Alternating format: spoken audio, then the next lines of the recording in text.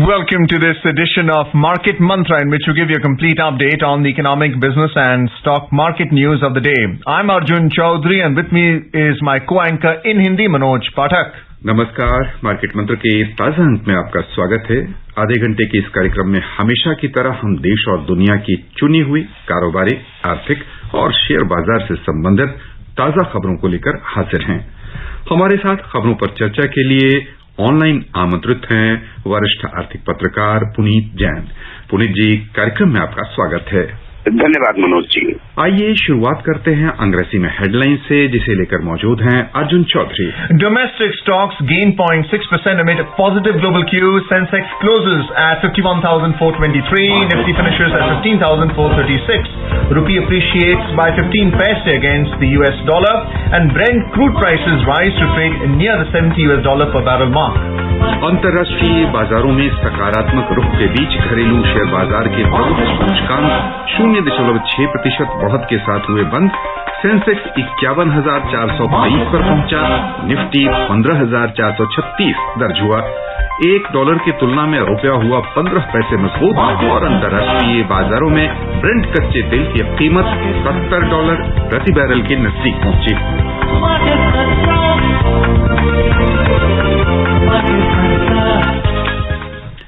अंतर्राष्ट्रीय बाजारों से मिले सकारात्मक संकेतों के बीच घरेलू शेयर बाजार में आज निवेशकों की सक्रिय भागीदारी रही और प्रमुख सूचकांक 0.6% बढ़त के साथ बंद हुए।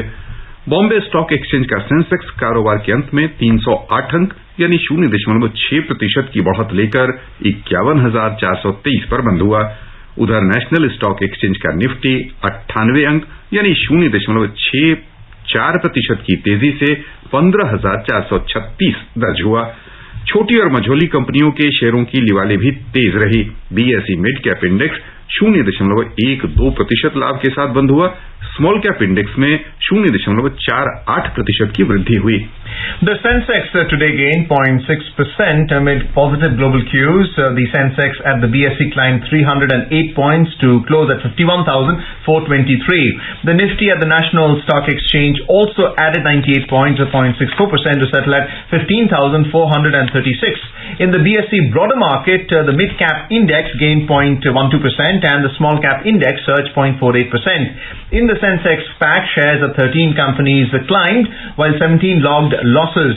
Reliance was the top gainer as it jumped 5.9%, followed by Mahindra & Mahindra, which gained 2.1%. HDFC Bank climbed 1.5% and HDFC surged 1.4%. Kotak Bank and IndusInd Bank both rose 1.2%. In listed companies which fell, Sun Pharma tumbled 4.3% and Bajaj Financial Services plunged 1.7%. Nestle India and ICICI both declined 1.5%. Axis Bank slipped 1.4%. In sectoral indices, shares of 9 sectors climbed while 10 fell. The energy sector was the top gainer as it added 4.4%, followed by oil and gas sector stocks which gained 1.2%. Telecom and metal both rose 0.5%. In sectors which logged losses, healthcare and power both declined 1.1%, while consumer durables and utilities both fell 0.8%. The overall breadth of the BSE trade was negative as shares of 1,699 companies fell, while 1,433 gained. Shares of 146 companies remained unchanged. नजर डालें रुपए की स्थिति पर। अंतर banking विदेशी मुद्रा बाजार में $1 की तुलना में रुपया आज 15 पैसे मजबूत हुआ, $72.44 के स्तर पर पहुंच गया। उधर दुनिया की 6 प्रमुख मुद्राओं की तुलना में डॉलर की स्थिति दर्शाने वाला सूचकांक अंतर्दिवसीय कारोबार में 0.25% बढ़कर 90.19 पर पहुंच गया। पुनीत जी, बाजार में हम आज की गतिविधि पर आपकी प्रतिक्रिया समझना चाहेंगे। एक बार फिर से सेंसेक्स 51,000 के स्तर से ऊपर पहुंच गया है। कुल मिलाकर यह सप्ताह भी किस रूप में रहा, क्या क्या उतार चढ़ाव आए, उस पर हम आपकी प्रतिक्रिया समझना चाहेंगे। मनोज जी, ये सप्ताह सेकेंड वीक इन रो, यानी लगातार 2 सप्ताह से अब हम देख रहे हैं कि स्टॉक मार्केट में वापस बढ़त का दौर चल रहा है। पिछले सप्ताह करीब 3.5% इंडेक्स बढ़े थे और इस सप्ताह करीब 1.5% के करीब इंडेक्स बढ़े हैं। और उससे ज्यादा मुझे लगता है कि जो विस्तारित बाजार है, जो ब्रॉडर मार्केट है, स्मॉल कैप्स और मिड कैप स्टॉक्स, वहां पर हम देख रहे हैं कि काफी ज्यादा बढ़त आ रही है। हालांकि आज उतनी बढ़त नहीं थी, पर यदि हम पिछले कुछ सप्ताह की तरफ देखें तो जो स्मॉल कैप्स और मिड कैप स्टॉक्स हैं, यहाँ पर हमने काफी गेन्स देखे हैं, क्योंकि रिटेल जो इन्वेस्टर्स हैं उनकी participation small and mid cap stocks में ज्यादा रहती है, तो इसका जो असर है वो सीधा सीधा काफी बड़े पैमाने पर रिटेल इन्वेस्टर्स को काफी फायदा होता है। तो मैंने देखा कि जो मूड ऑन द मार्केट्स है वो बहुत अच्छा हो गया है। और कई बारी अर्जुन जी भी इसकी बात करते हैं, वोलेटिलिटी इंडेक्स विक्स, जिसको हम फेयर इंडेक्स भी कहते हैं, वो आज काफी गिरकर 17 के आसपास करीब आ गया। यानी स्टॉक मार्केट के जो पार्टिसिपेंट्स हैं या स्टॉक मार्केट में जो निवेश करने वाले लोग हैं, उन्हें बहुत ज्यादा डर नहीं है मार्केट में गिरावट का या मार्केट्स में वॉलेटिलिटी का, तो इसलिए वो इंडेक्स भी नीचे है। तो कुल मिलाकर ये एक मूड को दर्शाता है कि जो मूड है वो मार्केट्स में अभी पॉजिटिव है। मैं खुद मानता हूं कि जो आने वाले कुछ सप्ताह हैं, ये जो पॉजिटिव मूड है ये शायद बरकरार रहेगा। एक तो क्योंकि कोविड के जो केसेस है वो कम आ रहे हैं, तो एक रीओपनिंग, जो बिजनेसेस पिछले 1-1.5-2 महीने से करीब काफी शटडाउन लॉकडाउन हुआ था मार्केट्स में, इकोनॉमी में, वो रीओपनिंग होगा। दूसरा, ऐसी उम्मीद है बाजारों को कि गवर्नमेंट एक स्टिमुलस पैकेज ला सकती है, टारगेटेड स्टिमुलस पैकेज होगा, इकोनॉमी के कुछ सेक्टर्स के लिए होगा वो। तो कुल मिलाकर इन सब चीजों का जो मिला जुला जो असर है वो एक पॉजिटिव मूड भी है और पॉजिटिव इम्पैक्ट भी है। मुझे लगता है कि बाजार में जो अभी एक अपट्रेंड है वो थोड़ी दिन और चलेगा। Puneet, like you mentioned, the volatility index, the fear index at a low of 17, even though the FNO expired for the month of May on the 27th, we are seeing that the call hedge positions did very well. But do you see a similar position for the month of June, now that the FNO contracts for June have started, which will expire on the 24th? Do you see a put hedge position because the markets are likely to remain range bound, and the 300-point hike today that we saw in the market may not be sustainable, at least for the month? So Arjun, right now the markets are quite positive, and what we saw yesterday was the expiry day for many options. We saw large rollover. So a lot of investors have carried forward their positions to June from May, and which shows that they're optimistic that at least for the time being, their positions are going to give profits. So I think that is one. Secondly, of course, people do undertake hedge and put they buy and sell options because they want to hedge their positions to reduce the risk. However, my own sense is that markets right now are in a risk-on mood. They want to take on higher risk, and investors are prepared because they have been rewarded also. It's not as if that they have not been rewarded. So they have the markets have remained robust in spite of many recent economic challenges. I think that mood continues, and my own sense is that at least for the time being, market participants expect the markets to go higher, at least in the next couple of weeks. There is also the RBI advisory that even though the liquidity risk is low, the business risk is high, and there may be a correction in the market that investors should be wary of when it comes to the cash market especially. So Arjun, it is always the central bank's responsibility, I would say, and it's the job to caution the people in the market so that they do not indulge in rampant speculation. So usually if you are making some profits in the market and you are making quick gains, then people tend to become careless. They tend to throw caution to winds, and they start indulging in speculation a lot. I also believe in that. I think in a bull market like the present one, investors should be very cautious, should be careful where they put in their money, and I think that is a responsible thing to do. So RBI is saying that, look, there are challenges before the economy. There may be challenges in terms of growth. There may be challenges in terms of inflation particularly. And however, RBI has also said that, look, we will maintain the support to the economy. We will maintain good liquidity. We will try and keep interest rates low. So their support to the economy will continue. However, I think as a good central banker, RBI is cautioning people not to indulge in excessive speculation. And I think that's a good thing to do. Puneet जी, हम आपका ध्यान आकृष्ट करना चाहेंगे आज के कारोबार पर, और खास तौर से एनर्जी सेक्टर पर 4.4% की शानदार बढ़त हुई है इस क्षेत्र में। क्या मुख्य कारण रहे? मनोज जी, देखिए, जो मुख्य कारण एनर्जी सेक्टर में आज हमने देखा, वो जिसका एक हैवी वेट है एनर्जी सेक्टर में, वो रिलायंस इंडस्ट्रीज, जिसे जो 10% इंडेक्स में भी वेटेज है, वो आज 6% आज उसमें बहुत बड़ा शेयर है। लार्जेस्ट एक मार्केट कैपिटलाइजेशन कंपनी है भारत के अंदर, उसके अंदर हमने 6% की ग्रोथ देखी, क्योंकि एक बहुत बड़ी विदेशी रिसर्च कंपनी है, उन्होंने ये कहा कि इस शेयर में काफी बड़ी बढ़त आ सकती है आने वाले समय में, क्योंकि उनके जो बिजनेसेस हैं, पेट्रोकेमिकल बिजनेस है पर्टिकुलरली, यानी प्लास्टिक्स पॉलीमर्स का जो बिजनेस है, उसमें काफी उनको प्रॉफिट हो सकता है आने वाले समय में। तो एक तो उसका सेंटिमेंट बहुत पॉजिटिव था।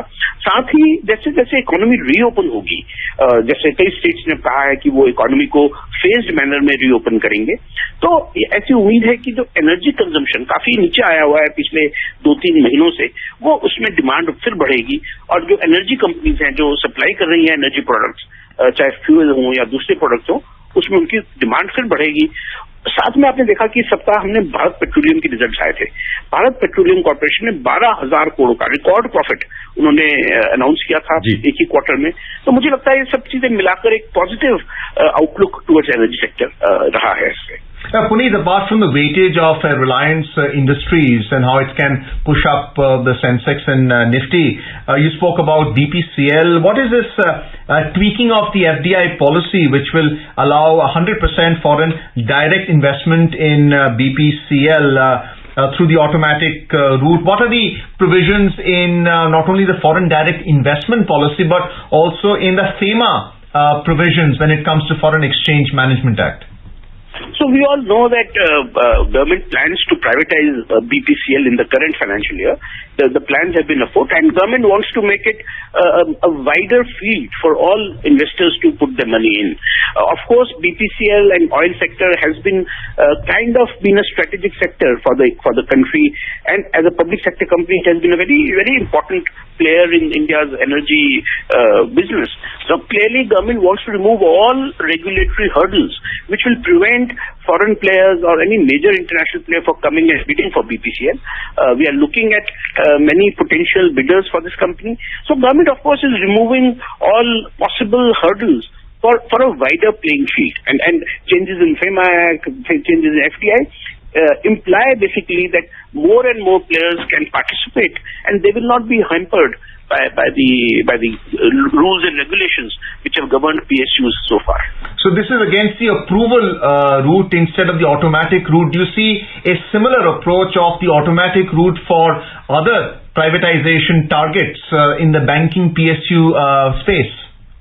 See, Arjun, the privatization is a very complicated process because not merely is selling an asset, it requires changes in legislation. If you look at the PSU banks, we have the Bank Nationalization Act, which will have to be amended before any PSU can actually be disinvested, except IDBI, because IDBI was not privatized by government. It was incorporated post the Nationalization Act. But other than IDBI Bank, all other PSU banks will need to be a change in the in law to allow these banks to be privatized. So clearly, it's a big challenge. It's not easy. This has to go to Parliament. Parliament has to approve it. There are many voices which oppose privatization of banks. So I think all these are not only an economic challenge, they are also a legal challenge for government to navigate, to see that their objective is fulfilled. Also in the cash market, specific to metals and mining, we saw select stocks go up as much as 4%, like Hindustan Copper, Tata Steel, Jindal Steel and Power, and some PSU stocks as well. What's the outlook for the metal and mining sector? And are we likely to see this kind of inflation in the stock value in the coming quarter as well?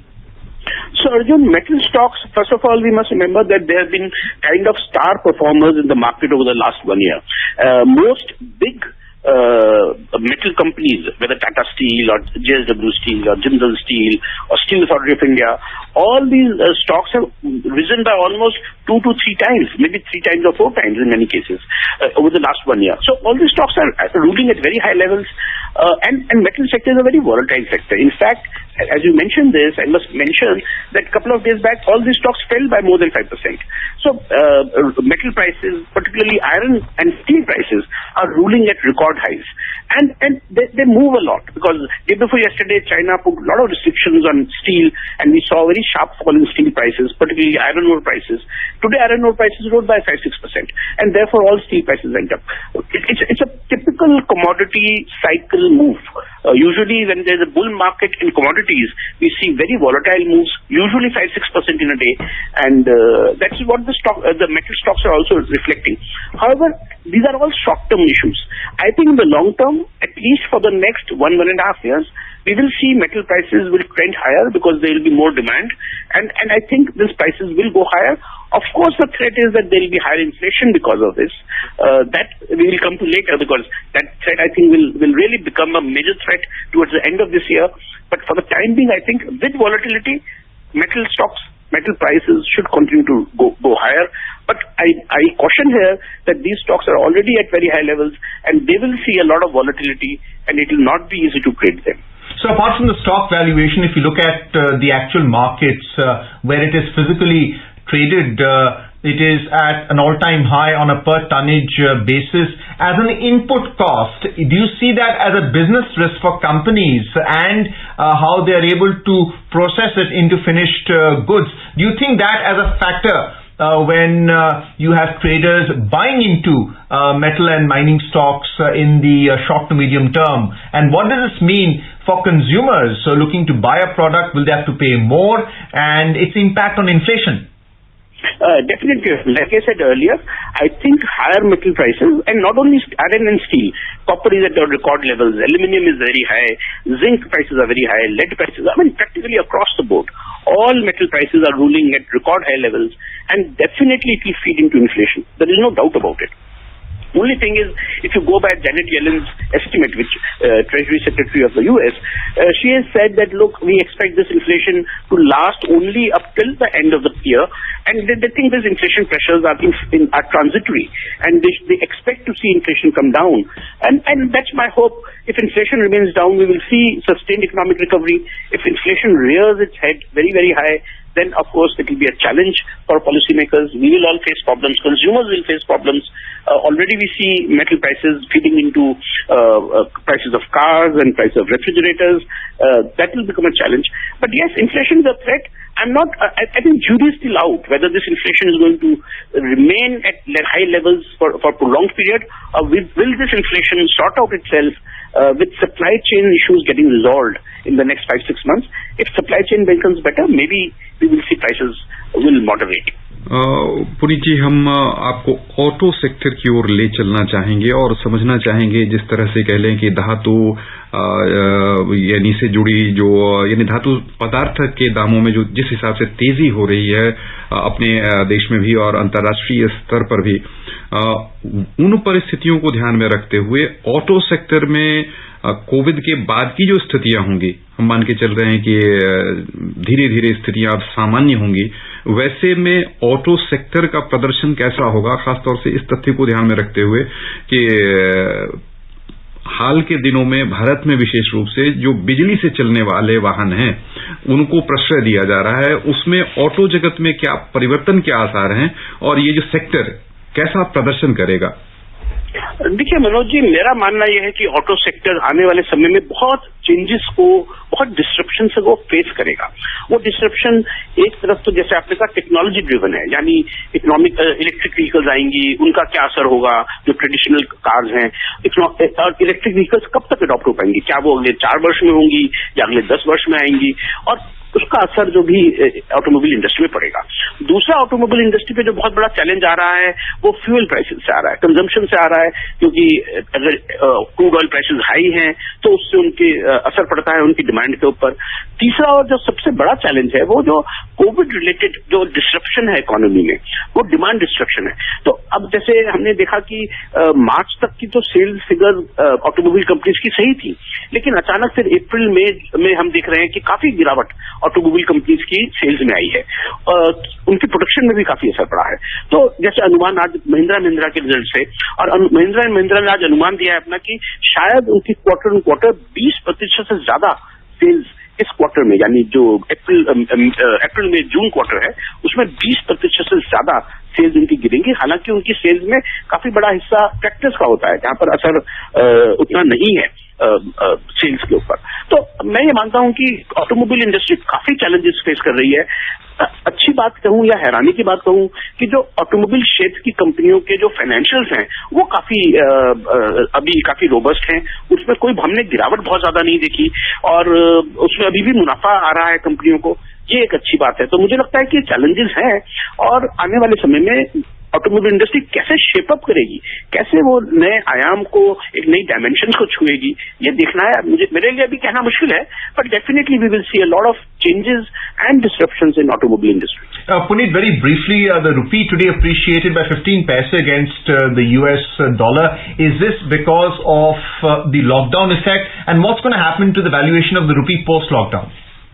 So Arjun, I've been a lone voice which has been saying consistently that the rupee is going to remain strong. It is not going to go down against dollar because the fundamentals of Indian economy have changed. The fundamentals of our trade balance, the fundamentals of our balance of payment has changed. We are now sitting on $600 billion of foreign exchange reserves, virtually the third or fourth largest reserves in the world. So I'm not surprised by the fact that rupee is now risen to 72.5 in a market like this. We are among the best performing currencies in the emerging markets. My belief is I can go on and on about this, but short point is that my belief is that rupee is in a very good place. It is reflecting the strength, internal strength of the Indian economy. It is telling us that Indian economy is in a fine fettle. It may appear to be in problems. The short-term problems are there, but long-term, currency always reflects the long-term strength of an economy. So currency is telling us that, look, Indian economy is in a fine place. Post-lockdown, I think we should see substantially good performance from the Indian economy. आइए अब चलें वैश्विक बाजारों की ओर। सबसे पहले नजर डालते हैं एशियाई शेयर बाजार पर, जहां लगातार चौथे महीने तेजी देखने को मिली है। निवेशकों के बीच अमेरिका के नेतृत्व में दुनिया की आर्थिक विकास दर में वृद्धि होने की संभावनाओं से आज एशियाई शेयर बाजार में लिवाली की प्रवृत्ति देखने को मिली। हालांकि बाजार मिले जुले रहे हैं। एक और निवेशकों की सक्रिय भागीदारी से जापान का निक्केई 225 सूचकांक 2.1% लाभ में रहा। दक्षिण कोरिया के कोस्पी में 0.7% की वृद्धि हुई। सिंगापुर का स्ट्रेट्स टाइम्स इंडेक्स 0.4% लाभ के साथ बंद हुआ। उधर हांगकांग का हैंग सेंग बिना किसी खास परिवर्तन के बंद हुआ। बिकवाली के दबाव में चीन का शंघाई कंपोजिट इंडेक्स 0.2% नुकसान में रहा। यूरोपीय जोन की बात करें तो समाचार तैयार किए जाने तक वहां लिवाली दिख रही थी। अंतर्दिवसीय कारोबार में लंदन का FTSE 100 0.2% बढ़त में था, जबकि जर्मनी के डैक्स और फ्रांस के CAC 40 दोनों में 0.5% की तेजी बनी हुई थी। Moving on to the US market, Wall Street's main indices rose marginally yesterday, helped by gains in industrial and financial shares. Dow and S&P stocks rose after data showing fewer than expected weekly jobless claims bolstered hopes of a speedy US recovery. The Dow Jones Industrial Average gained 0.4% and the S&P 500 added 0.1%. The Nasdaq Composite Index ended almost flat. Puneet, now that the labor market in the US has recovered because of the vaccination drive, there are fewer jobless claims now. How are disruptive technologies going to really push the US economy forward, where they will not only focus on onshore outsourcing and not offshore outsourcing, and the use of 5G technology? So, Arjun, clearly U.S. economy is coming out of the tough spot it was in a few months back, and there seems to be a lot of optimism. Recently, there was a lot of scare in U.S. that inflation will get out of hold, U.S. Fed will start increasing interest rates, and the economy will be hit. But earlier, the U.S. Treasury Secretary and the Fed chair has clearly said that they don't expect to act on inflation yet. I think they're going to wait for a few months, at least 6 months before they act on inflation and raise interest rates. So in that sense, it's a sweet spot for the U.S. economy. They seem to be doing well, and the fears of pandemic are receding quite significantly in U.S. Another major part of the world economy which is doing very well is Europe right now. Europe is doing extremely well. We are seeing a very fast reopening of the economy there, and the companies are doing very well, and we expect Europe to do very well going forward. So these two large parts of the global economy are doing well. Of course, emerging markets are facing their own challenges, and they will take some time to come back to a robust growth path. So clearly, U.S. as being the largest economy in the world, it's a $20 trillion economy. They hope to be the biggest beneficiary of this reopening. Of course, U.S. is reinventing itself. We must know that U.S. has a huge plan to spend money on rebuilding America, on infrastructure spending. And that infrastructure spending of $3 to $4 trillion, I think that is going to drive economic growth in U.S. for many years to come. So I'm quite optimistic that U.S. will surprise the world with a very positive growth path going forward. They have a very state-specific policy as well. Downtrodden states like Arizona are now the top economic powerhouses in the U.S., replacing other forward-looking states like California. Texas also going forward. Do you see that sort of competition being imitated or replicated in a country like ours, where you have the national GDP, but you also have the state GDP? So clearly, U.S. has a very different constitutional framework like India, where the states are really independent. In a sense, it's a very strong federal structure. In India, we have a federal structure. However, in India, we don't need that kind of freedom because there are inherent political challenges in that. But really, I think, yes, going forward, the way government is promoting the policies now, it is encouraging competition among states, and with GST in place, because there's no taxation arbitrage now available to state governments. So therefore, they will have to improve their policies to compete and attract investments. We see that already happening, and I hope that going forward that will really catch up with most states.